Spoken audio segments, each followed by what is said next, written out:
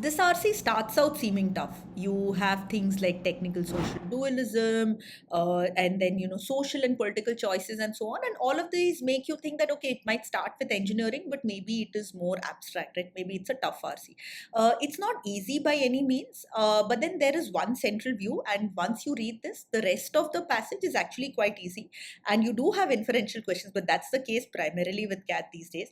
And if you're getting the author's view, then it's pretty easy to solve the questions, and even the direct multiple sort of questions you don't need to read through a large chunk of the passage, right?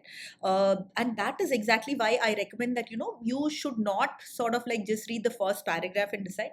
Read a couple of paragraphs, read around 100 words, right? So maybe these two paragraphs, or maybe up till here, and then things will get very clear and you'll know that yes, this is an RC that you can go for, right? And that's something which I keep recommending to you for mocks, right? And I'll also address a question which many of my students ask, which is that, hey, I'm already not finishing the paper.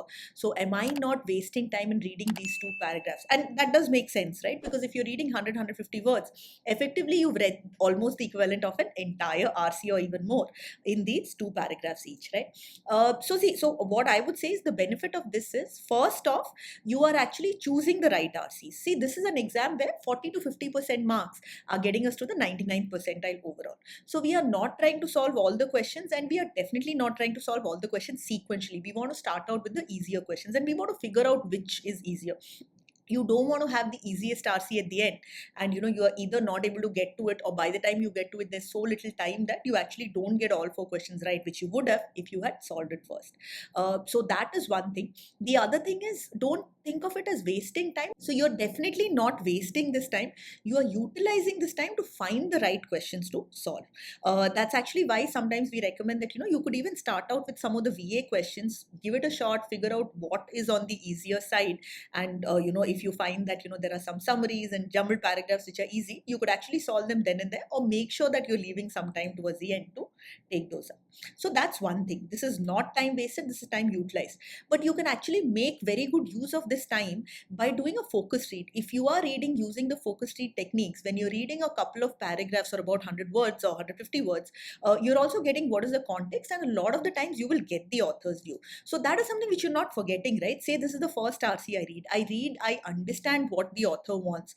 I might not remember it exactly if this is going to be the second or third RC I saw, but what I've read will come back to me. So if you are doing an active focused reading and you figure out what is the author's view, or at least the context, then that is something which is going to help you. And when you're reading it fully, then you are saving time because you've done part of the work already. And that is something which helps you to quickly answer questions like the author's making the claim that, and get it right as well. So now let's start with the passage. When we teach engineering problems now, we ask students to come to a single best solution defined by technical ideals like low cost, speed to build, and ability to scale. So engineering problems, at least people who teach engineering, they feel that there is a single best solution, and that's a single best solution from a technical perspective. What is going to be a low cost solution, a fast, like you can build it fast and you can scale it, right? You can build like maybe you can deploy it in multiple places, or if it is hardware, you can build a lot of it cheaply, quickly. This way of teaching primes students to believe that their decision making is purely objective, as it's grounded in math and science. This is known as technical social dualism, the idea that the technical and social dimensions of engineering problems are readily separable and remain distinct throughout the problem definition and solution process. So, what is technical social dualism? We are separating the technical and the social dimensions of the problems. Engineering students are taught to focus on the technical aspects, right? They are looking at what is going to be cheap, what is going to be built faster, what can be scaled, right? So they're focusing on the technical aspects while solving problems, because the belief is that technical and the social aspects can be separated. So you can separately focus on the technical aspects and on the social aspects, and they remain distinct through, they're consistently separate. Non-technical parameters such as access to a technology, cultural relevancy, or potential harms are deemed political and invalid in this way of learning. So we've already understood that, under technical social dualism, what is happening is they are focusing on the technical ideas, or at least, the engineering students are focusing on the technical aspects. So non-technical parameters such as who has access to that technology, is it relevant culturally, are there any political harms? These are ones which are considered to be invalid.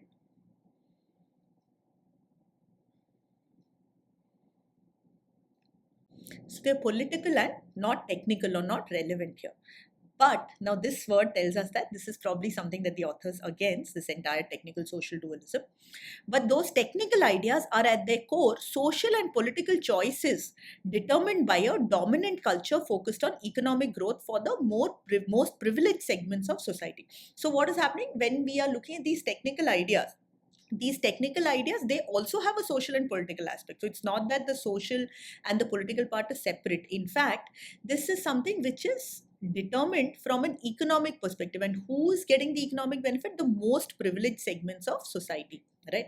So the people who are already most privileged, maybe they are the richest, maybe they're the most powerful, they are the ones who are getting an advantage when engineers are building and focusing only on the technical aspect. So the choice to focus on the technical aspect itself is something which is political and social, and what it is doing is something that definitely doesn't seem correct, right? It basically benefits only the most privileged segments, or they are the ones who are benefited the most, right? They are the ones who are economically growing or financially benefited. So use of the word but and just the way that this sentence is structured helps us understand that this is probably something that the author is not for. So let me keep reading before I sort of take notes. By choosing to downplay public welfare as a critical parameter for engineering design, we risk creating a culture of disengagement from societal concerns amongst engineers that is antithetical to the ethical code of engineering. So what is happening? It's widely believed that the technical and the social aspects can be separated consistently. So engineers are taught to focus only on the technical aspects, things like cost, speed to build, scale, scalability, all of these things, right? But this is something which itself leads to the economic growth for the most privileged people, right? So if we are not focusing on public welfare, we're not focusing on the general welfare, and we are only trying to support those who are already privileged, then there is going to be, or at least there is a risk of creating a culture of disengagement from societal concerns. So engineers are not going to be engaged with societal concerns. They are not going to focus on the social aspects, or they're not going to care about how society is doing. And that, the author is saying, that is against the ethical code of engineering. So antithetical to is nothing but that is against the ethical code of engineering. So what is happening? We have this technical social dualism, which is tech and social, these aspects are separate. But the author is saying that's not true. Looking at it this way is something which only helps the most privileged. So I'll just say the people who are richest. I know that, privileged doesn't only mean rich, it could also mean power or a bunch of other things, but this is just a shortcut that I'm using instead of writing the long word privilege. So this is something which doesn't help. What it does is it has two negatives. It's helping the richest. It is also disengaging engineers from the societal aspect. So just as tech and social are sort of separated, here engineers are also sort of disengaged from society, and that again is something which is wrong, that goes against the code of engineers. So net we've understood that the author feels that engineers should focus on the technical as well as the non-technical ideal. So access to a technology, is it culturally relevant, are there any harms? These are also things to be focused on. Now, as I start reading this paragraph, in my field of medical devices, ignoring social dimensions has real consequences. So I've just pulled up this question. All of the following are examples of the negative outcomes of focusing on technical ideals in the medical sphere, except probably 3 out of these 4 options either are given as the real consequences or as the issues when we ignore social dimensions, or maybe we could even infer some of these. So whatever is given or whatever can be inferred, we'll eliminate. Whatever is left becomes the right answer.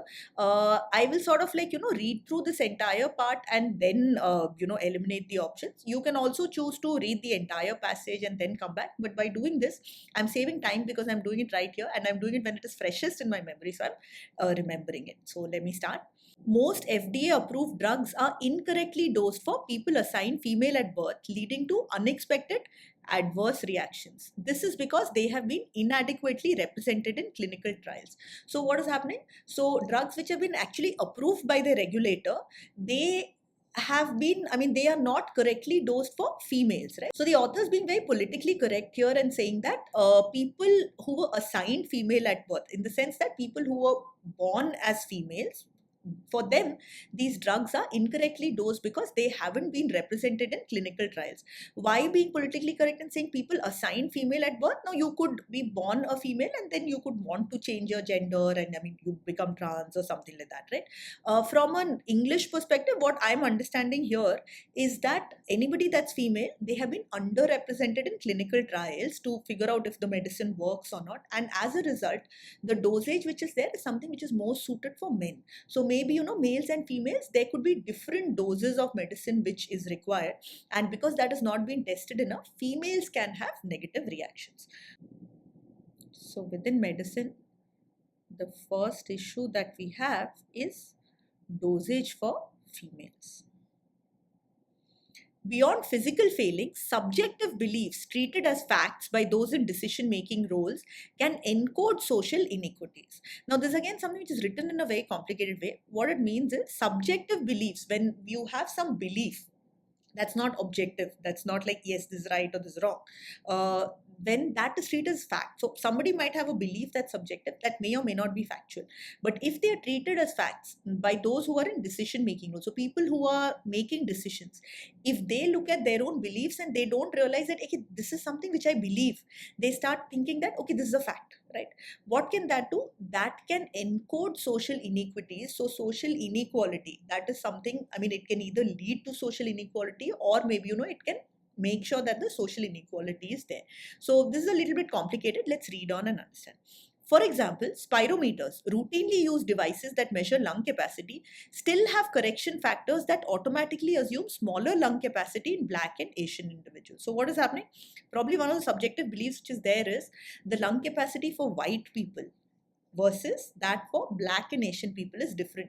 So what do they have? These devices actually have a correction factors for people who are either African American or Asian, right? Thinking that, hey, they have smaller lungs. So this is the next thing. I just put it as African American plus Asian. And now where is this coming from? There are these beliefs, right? So those who are making decisions around these devices, they have these beliefs which they think are facts.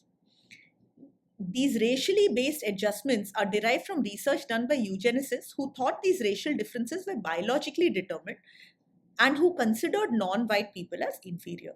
These machines ignored the influence of social and environmental factors on lung capacity. So now eugenicists are people who were extremely, racially biased, generally pro-white. So this was the origin of things like Nazism and so on. In this context, if you don't know the word, it's still fine. We can, just consider them to be racist. We understand that it's impacting non-white people, right? Primarily African American and Asian, probably because these are the majority of the non-white people in the US. We can see that, from the term FDA and all, this is something which is happening in the US. Even from, let's say you're not sure what FDA is, I think the full form is Food and Drug Authority. I'll put the right, full form here on the screen for you. But looking at, Black and Asian, from Black also, we can infer that probably this is something which is happening in the US. So as I was saying, if you don't know the term eugenesis, it is fine. But I would definitely recommend that, after solving this RC, you can just Google it and understand a little bit more, maybe the connect with, what was happening in the US, white supremacy, Nazism, maybe even, World War II, the Holocaust and all. Don't go too deep into like a rabbit hole, but then, a basic understanding of these things would be helpful for RCs as well as in general. So, couple of issues, females as well as, those who are non-white, right, which they're facing. Many technologies for systemically marginalized people have not been built because they were not deemed important, such as better early diagnostics and treatment for diseases like endometriosis, a disease that afflicts 10% of people with uteruses. Now, here again, if you see, the author is being very politically correct in saying people with uteruses. Again, I will look at it from a female perspective. Now, one is, dosages in clinical trials. The other thing is there are these diseases which are hitting so many women, right? 10%. And yet, because that has not been deemed important, the technology itself is something which is not built. And another thing we understand is that, females have been systemically marginalized. Definitely seems so. I mean, there's like at least two issues that we've been told about here.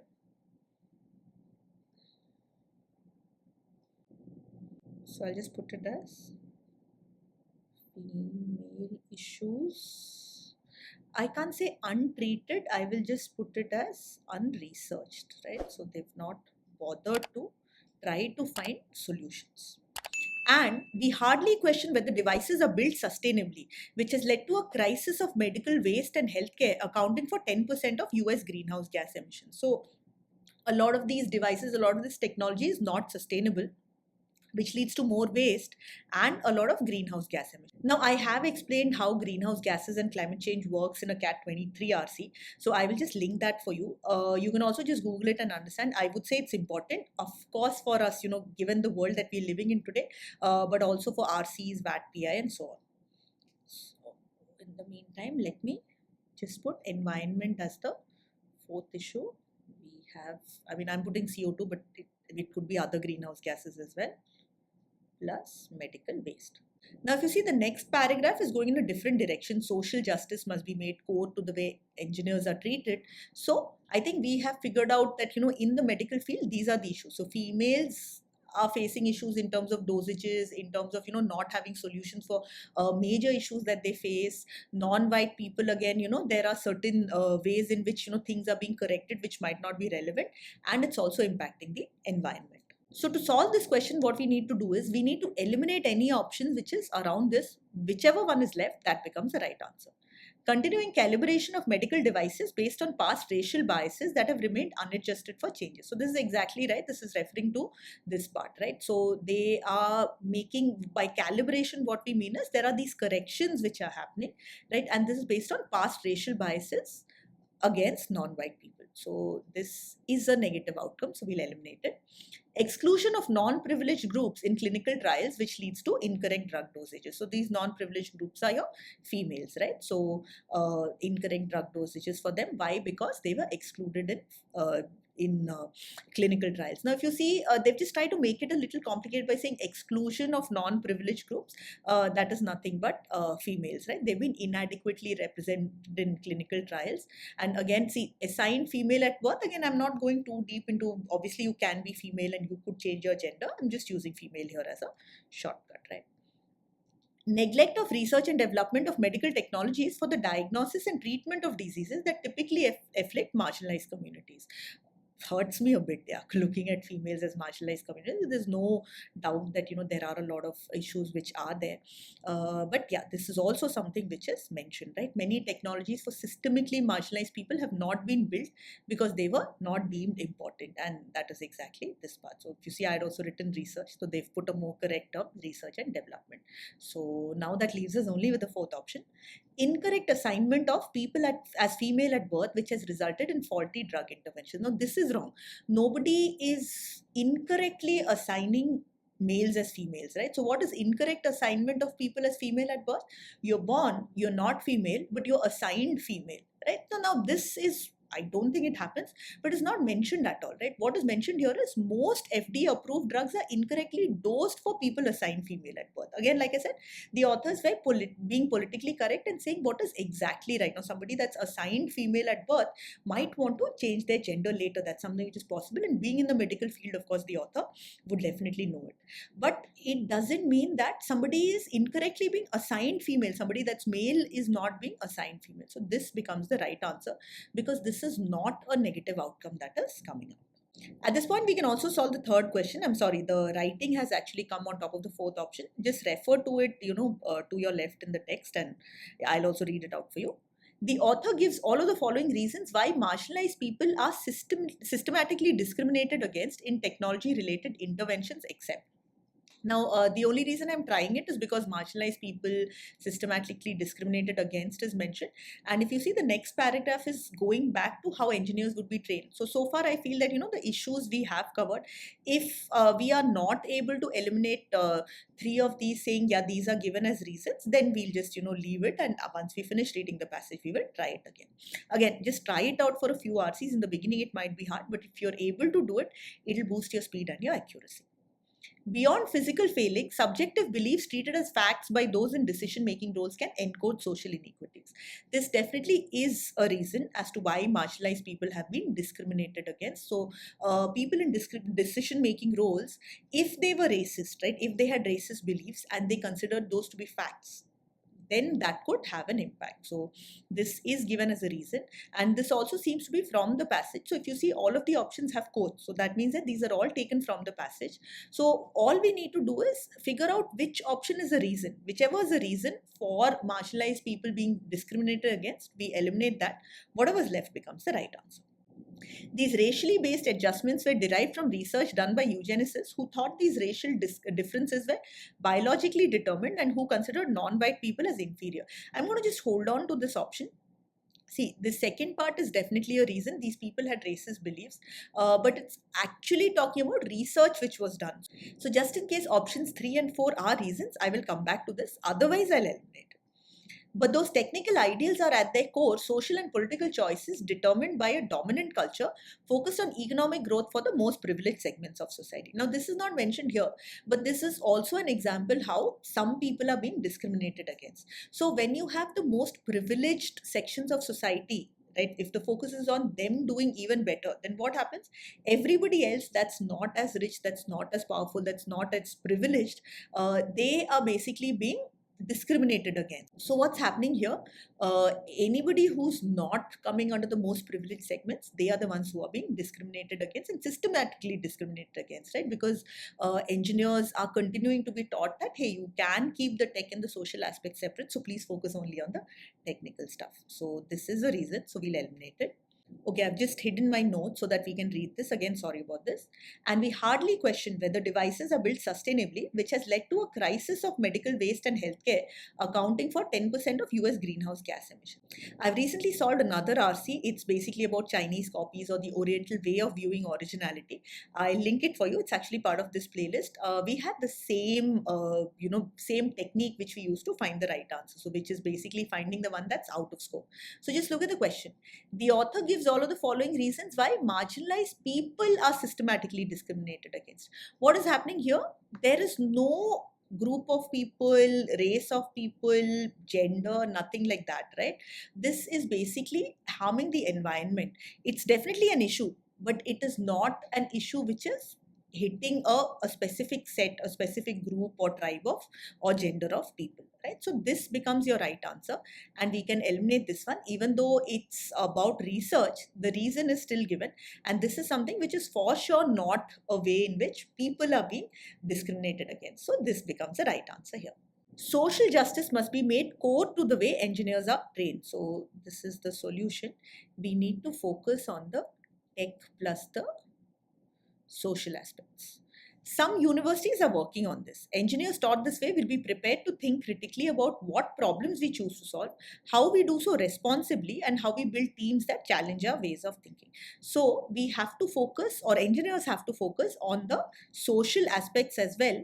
And there are some universities, not all or not many, but at least some universities that are working on this, where the engineers will think critically about what are the problems that we want to choose to solve, how can we do that responsibly, and how can we build teams that challenge our ways of thinking. Why?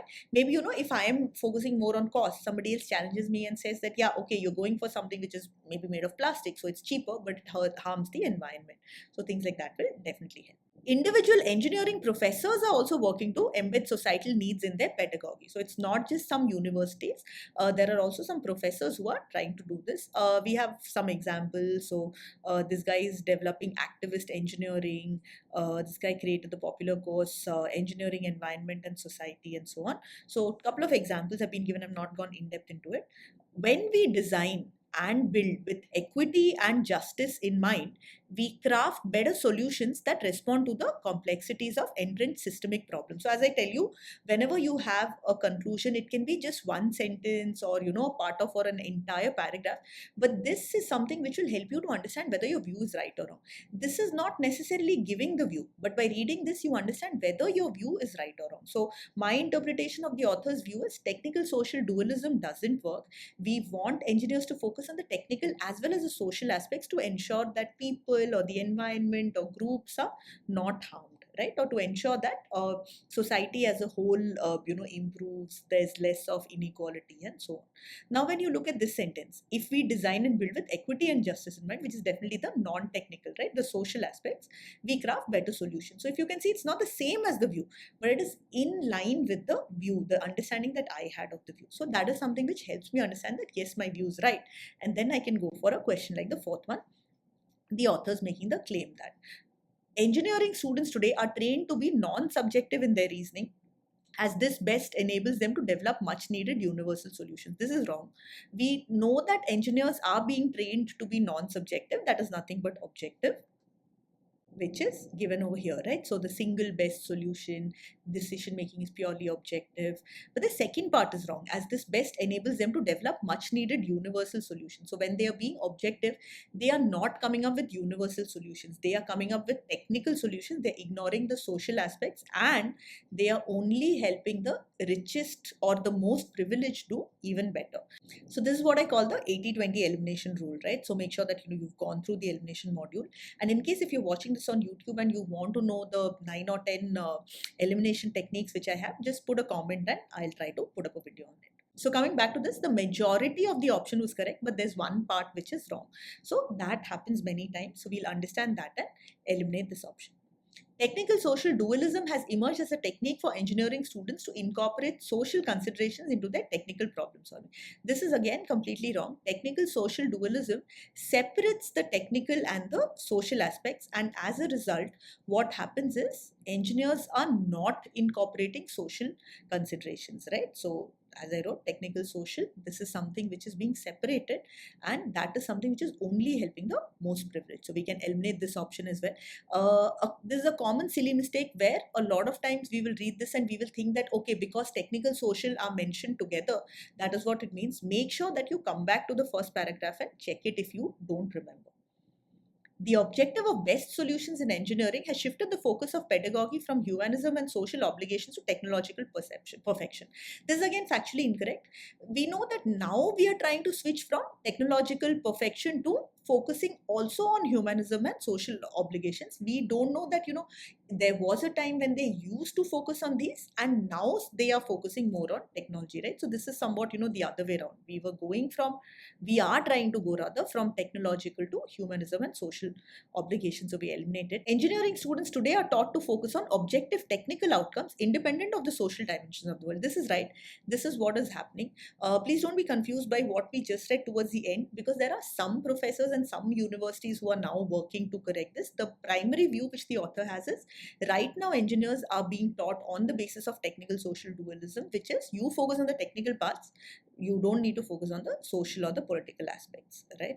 So this is something which is very clearly mentioned here, and we've discussed it at length. So this should help you to come up with this option. Last question. We can infer that the author would approve of a more evolved engineering pedagogy that includes all the following except. Now we know that the author is saying we have to look at the technical and the social aspects as well.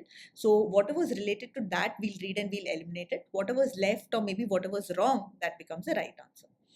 Moving towards technical social dualism, where social community needs are incorporated into problem definition and solution. So this is also where we are using the 80-20 rule. The second part is right. Social community needs should be incorporated, but we are not moving towards technical social dualism. We are trying to move away from technical social dualism. Again, if you see, making a silly mistake could actually cost you 8 marks, because you are going from a +6, +3 and +3 to a -2. Right? So make sure that you come back and quickly check. So this most likely will be the right answer, because we're trying to move away from technical social dualism. Let's quickly validate the other three. Making considerations of environmental sustainability intrinsic to the development of technological solutions makes sense, because the author has spoken about how, say for example, the field of medicine is harming the environment. So this should be included in the engineering pedagogy, which is nothing but, what is the curriculum that they should be teaching. Design that is based on the needs of communities using local knowledge and responding to local priorities. This is again focusing on people, right? Focusing on, say something like cultural relevancy and things like that. We know that the author doesn't want to deprioritize or marginalize one set of people. So this is definitely something which could be implemented. a more responsible approach to technical design and problem solving than a focus on speed in developing and bringing to scale. This also makes sense. The author saying if we only focus on speed, cost, and ability to scale, then we are missing out on the social, the environmental, and all of that. So if we are being more responsible and we are looking at things beyond just speed and scalability, then that is also something which the author would want. So we can eliminate this option as well and go for the first one. So that's it for this RC, and stay tuned for tomorrow's RC.